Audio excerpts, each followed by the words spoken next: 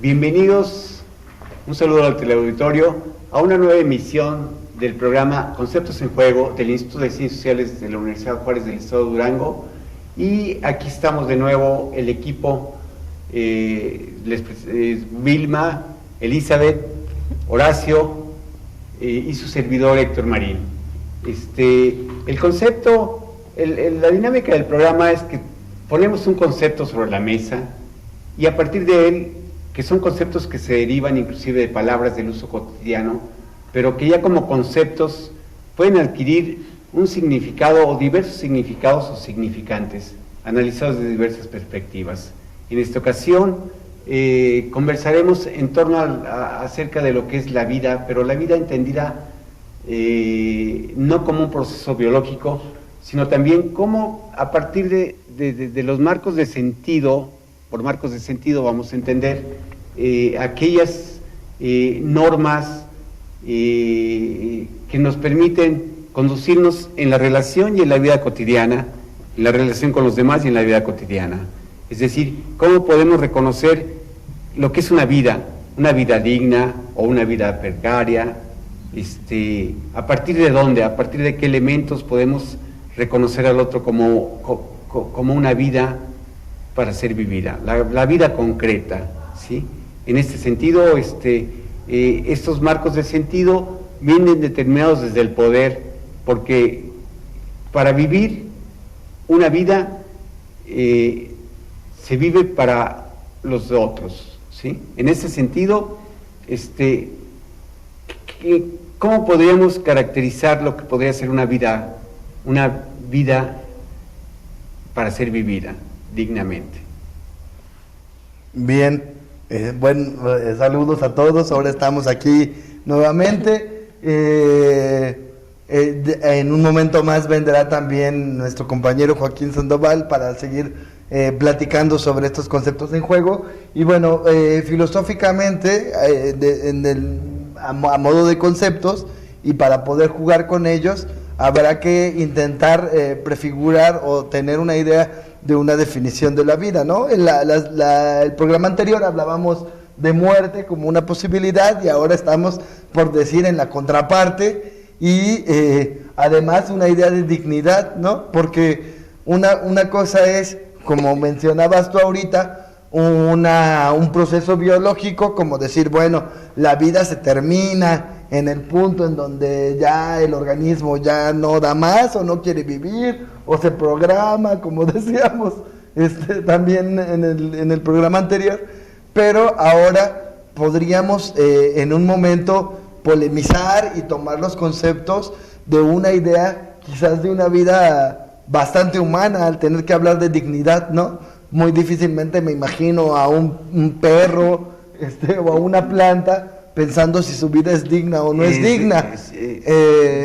Y bueno, creo que eso es lo que podremos discutir ahora y polemizar al respecto. Sí, porque por ejemplo, digamos, en el sexenio de Calderón, la pérdida de vidas, las personas que morían como resultado de la violencia, ¿sí? se les denominaba daños colaterales, ¿sí? Pero muere alguien, un político o alguien, o un artista, y entonces sí se hace todo un duelo, se hace toda una ceremonia y se le llora esa vida, pero entonces los daños colaterales no eran vidas dignas. También hay que hablar, retomando lo del programa pasado que hablábamos sobre la vida y la muerte, o sea, también podríamos ver sobre la muerte digna y la muerte violenta. Entonces, hoy trataremos de retomar un poco este tema en conjunto y pues tomar en consideración los diferentes puntos de vista que nosotros podemos aportar.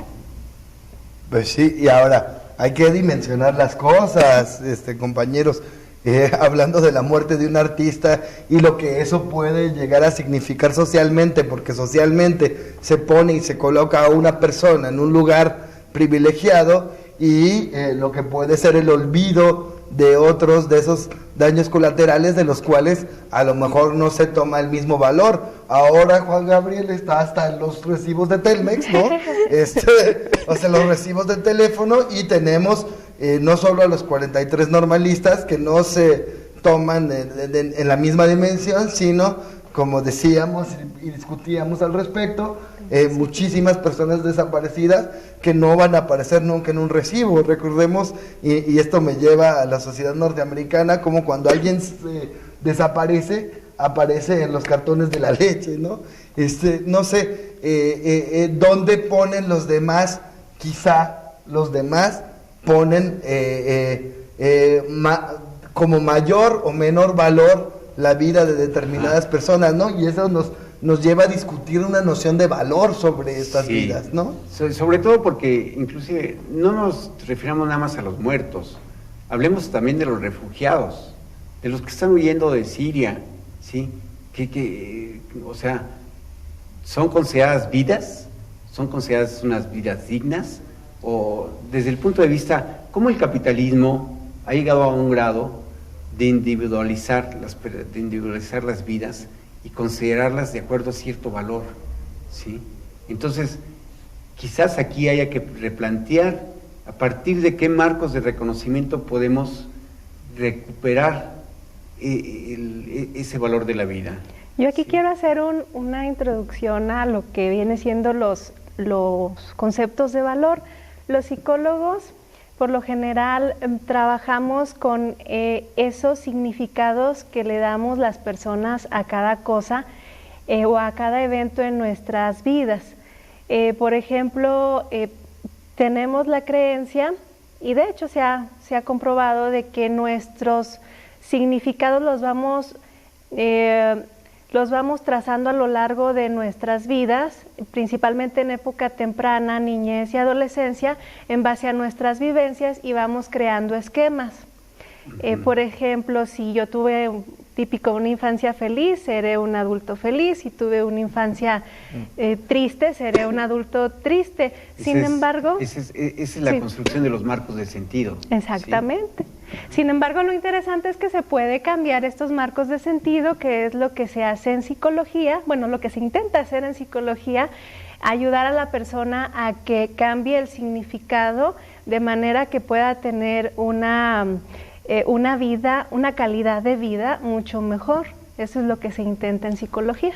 Ajá. Sin embargo, recordemos que esto conlleva procesos cognitivos y que biológicamente pueden estar un poco determinados, o sea, hay diferentes pautas de determinación. Entonces, la vez pasada mencionábamos que veíamos cómo el suicidio no es tan, sí es de manera consciente, pero no es tan voluntario, y es como una programación. Entonces, por ejemplo, ahorita que mencionan lo de los desaparecidos, esto es bastante importante, porque son más de 27,000 personas que han desaparecido. El mundo en que nosotros estamos viviendo es un mundo muy violento, inclusive las personas que son migrantes, toda esta problemática es muy importante de tomarla, porque condiciona procesos cognitivos distorsionados. Y una vez que estos procesos cognitivos están distorsionados, el trabajo que se requiere es bastante. Y hay como un poco más que mencionar sobre quisiera abordar el asunto, por ejemplo, cómo se van construyendo los marcos de sentido ahora de una manera basadas en la violencia, ¿no? Sí. Los videojuegos, las películas, la influencia de los medios. ¿Qué tanto nos afectan? ¿No? ¿Qué tanto afectan? ¿Cómo van conformando unos nuevos marcos de sentido en las nuevas generaciones y cómo van a impactar para valorar la vida del otro, y ya no la vida propia, sino la vida del otro? Y si estos valores pueden irse formando y son distintos unos de otros, como una conformación, hay que hablar pues de la posibilidad filosóficamente de que no sean valores universalmente establecidos, sino que justamente también la sociedad va haciéndonos cambiar y haciéndonos formar nuevas formas de valorar esta vida y de considerar nuestra propia dignidad. Es decir, de alguna manera, en este sentido, todos tendríamos que ser responsables de esta proyección de violencia, ¿no? De esta cosa, y no sé si sea posible y si podríamos discutirlo acá y si nos alcance, ¿no? Como una cosa de procurar un cuidado de la sociedad hacia dónde vamos todos, y qué es lo que estamos, con qué nos estamos alimentando mutuamente para conformar una idea de vida y hacia dónde nos va a llevar esto, porque al final lleva de fondo una concepción antropológica, social, ontológica, y una que se refiere al asunto del ser, ¿no? Que va cambiando. Pero de lo que tú te refieres, entonces está implicando en que tenemos que desde la política, ¿sí? Desde la configuración de la sociedad tenemos que incidir, y eso es lo que tienen que revalorar los nuevos movimientos sociales y la izquierda, para poder construir marcos de sentido que puedan darle la dignidad a la vida. Pero para eso habría que reconformar la izquierda, porque ¿de qué izquierda vamos a hablar también? Bueno. El asunto de la izquierda es todo otra discusión, desde ¿no? esto, o sea, lo más importante es la toma de conciencia sobre los procesos y cómo se están generando y cómo nos condicionan a este tipo de evolución social, pero con una toma de responsabilidad de parte de cada uno de los individuos y de parte de los individuos que están a cargo del poder, porque, o sea, todos tienen un rol que jugar muy importante, como vimos la vez previa, como el medio ambiente genera diferentes patrones de expresión de tu información, y todo lo que nosotros somos está como escrito pues en nuestras recetas, nuestros genes, pero lo que no está escrito es la expresión de esto. Es decir, tú tienes un mapa para reaccionar en distintas situaciones. Por lo cual vamos a acabar hablando de la importancia de la acción, porque no estamos totalmente determinados, ¿no? Ahorita vamos a ir a una pausa, pero en el siguiente sí me gustaría con Elizabeth que nos comentara cómo esto va impactando en la modificación genética del individuo, ¿no? Sí. ¿Sí? Bueno, regresamos, vamos a un corte. Sí.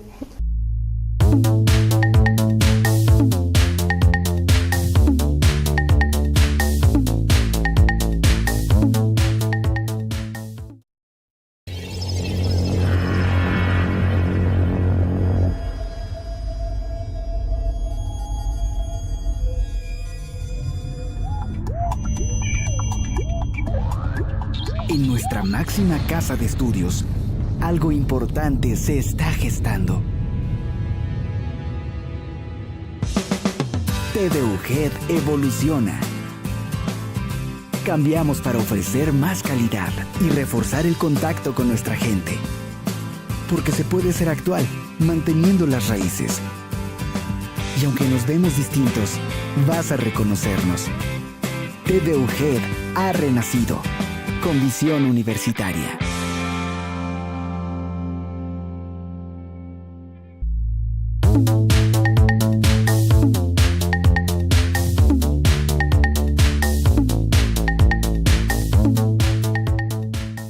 Bueno, estamos de regreso. Bienvenido, Joaquín. Gracias. Y retomando el hilo de la charla, ¿cómo afecta esta violencia los marcos de sentido que se están transmitiendo generacionalmente? Es decir, los aprendemos, pero también esto imprime huellas biológicas de una manera genética para las próximas generaciones. Sí, bueno, de hecho tendríamos que tomar dos puntos de partida. Primero mencionaré uno, que es las neuronas en espejo. Las neuronas en espejo lo que hacen es que tú puedas imitar el ambiente o lo que ves en general. Esto es importante porque son las que generan cierto tipo de empatía. Entonces, nosotros podríamos imitar si no tuviéramos neuronas en espejo, sí se podría, pero no podrías sentir lo que está sintiendo la otra persona. Es como un mundo virtual. Sí, pero aquí hay algo muy importante. Es, por ejemplo, cuando nosotros de manera subconsciente manejas de 5,000 a 6,000 imágenes al día y estas no pasan por tu razonamiento, no pasan a juicio, las das por hecho. Entonces aquí es muy importante ver esta parte porque tú eliges en qué ambiente estás en cierta parte, pero otra parte ya viene dado por la sociedad en que vives, o sea, la parte que tú eliges es desde el programa, la música, los amigos, el videojuego que tú eliges jugar, o sea, toda esa parte. Es decir, por ejemplo, perdón, para preguntarte, sí. esta despliegue de imágenes violentas en los periódicos y tal, y luego que se refrenó en el país, por ejemplo, sobre poner en las portadas, en primer plano, estas imágenes sangrientas y todo, por ejemplo, al fin acaba influyendo biológicamente sobre los sujetos. Tú las proyectas a diario, no te das cuenta. Pueden hacer un experimento, o sea, durante 2 semanas vean la imagen que más les agrade continuamente, ya de lo que ustedes quieran. Y posterior a esto van a notar que de repente tienen esa imagen. Y entonces esa sí la perciben, pero de manera subconsciente tenemos esta información. Ahora, vamos al otro punto, en donde dice que hay 2 procesos cognitivos distintos. Una, en donde la violencia es bien vista, es decir, tú ves cómo aquella persona tiene una recompensa por ser violento y obtiene lo que quiere por ser violento. Entonces es ciertamente un estímulo. Pero hay otra parte en donde la violencia es por el ambiente en que se ha vivido y se tiene estímulo, pero es porque te sientes atacado. Sin embargo, aquí, por ejemplo, la cuestión más importante son las personas que lo utilizan como medio de obtención de cosas, es decir, porque ellos no se sienten atacados, y es decir, si te llegan a querer agredir, no es que tú hayas respondido mal, no es que tú no hayas seguido sus indicaciones o algo, no, es que ellos ya utilizan la violencia como medio, independientemente de tu respuesta, y aquí es un punto importante. Y después, para no sufrir esa deshumanización, porque sería muy atroz pensar cómo pueden vivir todo este tipo de personas, ellos tienden a justificarlo.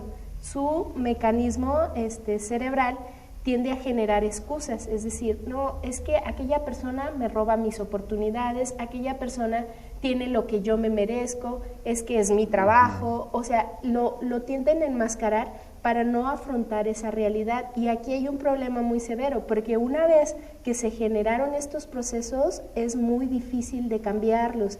Esto es importante porque a veces uno pudiera decir, es que si le doy la oportunidad va a cambiar, pues a veces no. O es que si lo encarcelo y va a cambiar. No, al contrario, lamentablemente los sistemas de encarcelamiento es como una mega escuela para que aprendas lo que no sabías. Los delincuentes le llaman la universidad, ¿no? Sí, o sea, no por nada. Por favor. Sí. Lo que me lleva a discutir con Joaquín, y me gustaría hasta plantearte esa pregunta, porque filosóficamente hay esta generación de excusas de la que tú hablas. Filosóficamente, por ejemplo, Donald Davidson habla del autoengaño, ¿no? Esta modificación voluntaria de las creencias para no sufrir dolor. Él no lo habla de la manera biológica, pero digamos, y además una pregunta más que a mí me surge filosóficamente importante: si las imágenes van a tener esta influencia y esta importancia, quizá, y especular al respecto, si debemos de poner frente a nosotros unas imágenes de lo que quisiéramos que fuera una vida digna, ¿no?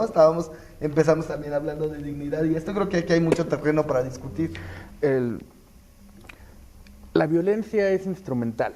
O sea, la violencia funciona, pero funciona en lo inmediato, porque se pasa sobre la conciencia del otro, se pasa sobre la realidad del otro y se impone lo que el violento quiere imponer. Estas imágenes, todo este imaginario violento que se nos presenta, no es gratuito, no es porque el individuo busque ese objeto violento, sino que la realidad en sí ya viene impuesto. ¿Por qué? Porque es más conveniente manipular a un conjunto de entidades violentas que a un conjunto de entidades pacíficas. ¿Por qué? Parecería contradictorio, pero las entidades pacíficas no son aquellas que son neutras e inactivas. La paz es una cuestión activa, es una cuestión dinámica, es una cuestión que requiere diálogo, que requiere consenso, que requiere en muchos sentidos más trabajo que el accionar violento. Entonces es mucho mejor. Es más laborioso, ¿no? Es más laborioso y toma más tiempo porque es muy difícil que lleguemos a un acuerdo sobre cuestiones en el cual tú tienes una postura y yo tengo otra postura. Si buscamos el diálogo, necesitaremos más de un encuentro, más de una taza de café, quizás más de una botella de tequila.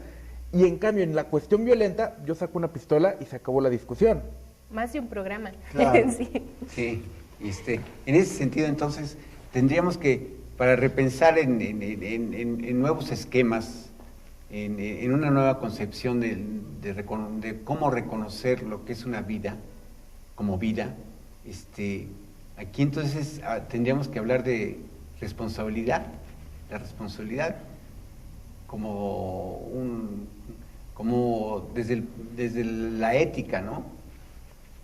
Creo que en algún punto recae en la ética y a mí me parece importante cómo, independientemente de las creencias que tengamos, la acción, esta posibilidad individual y colectiva de actuar en torno a, como apunta Joaquín, ¿no? Por ejemplo, incluso que la paz, que a veces se concibe como esta cosa inactiva, y se convierte en que todos tenemos que hacer algo para, primero, tener o evitar esta imposición violenta, y por otro lado, no sé si llegar a una sociedad nuevamente, a una sociedad en donde nos consideremos una parte de un compuesto articulado y no nada más esta individualidad sola que conforma mi dignidad yo solo, ¿no? La dignidad también se conforma colectivamente, quizá. Imaginar un mundo independiente de creencias ya es para mí un poco problemático.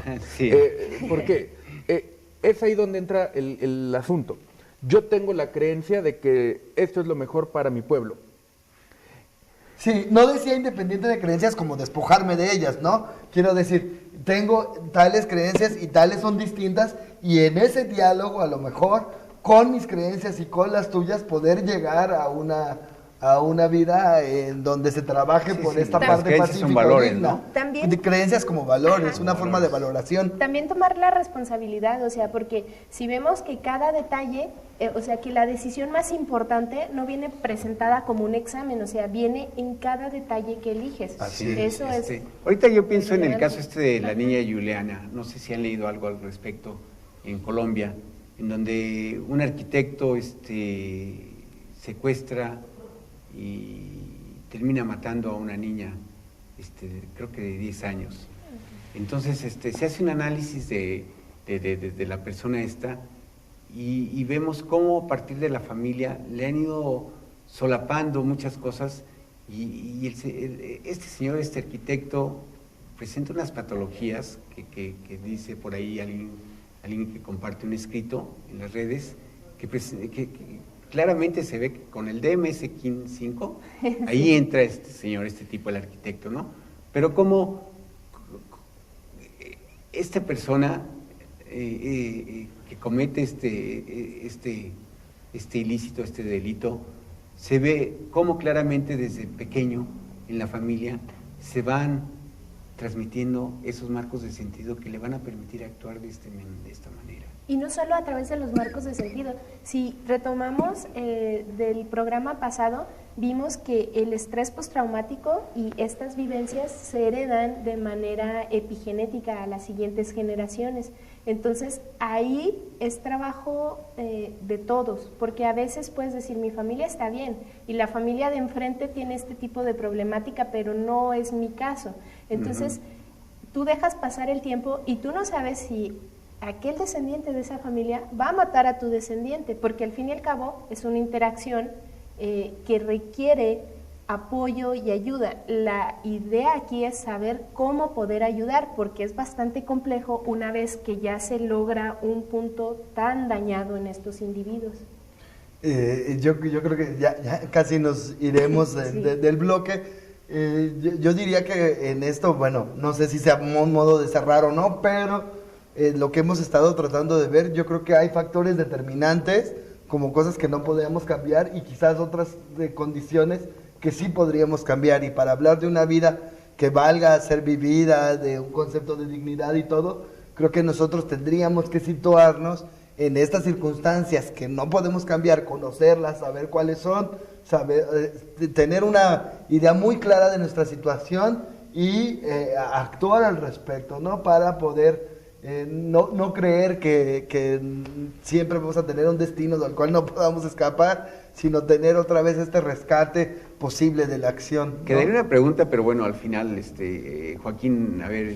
Sí, la acción, el trabajo que implica hacer paz, el trabajo que implica la convivencia sana con los otros, es aquello a lo que se debe de anhelar, se debe de buscar, se debe de conseguir los medios para realizarlo. Y creo que en ese punto es donde se encuentra la dignidad de vida, cuando actúas para el otro, pero no por una cuestión de yo como todopoderoso soy noble y te dejo vivir. Le concedo al otro un espacio, ¿no? Le concedo al otro, sino interactúo con él. Sí, desgraciadamente se quedan muchas cosas por decir. Les damos las gracias por estar con nosotros. Los esperamos para el siguiente programa. Muchas gracias. Gracias y saludos al instituto y a todos los televidentes. Manden sus preguntas. Mándenos muchas preguntas. Patito sinestésico. Patito sinestésico.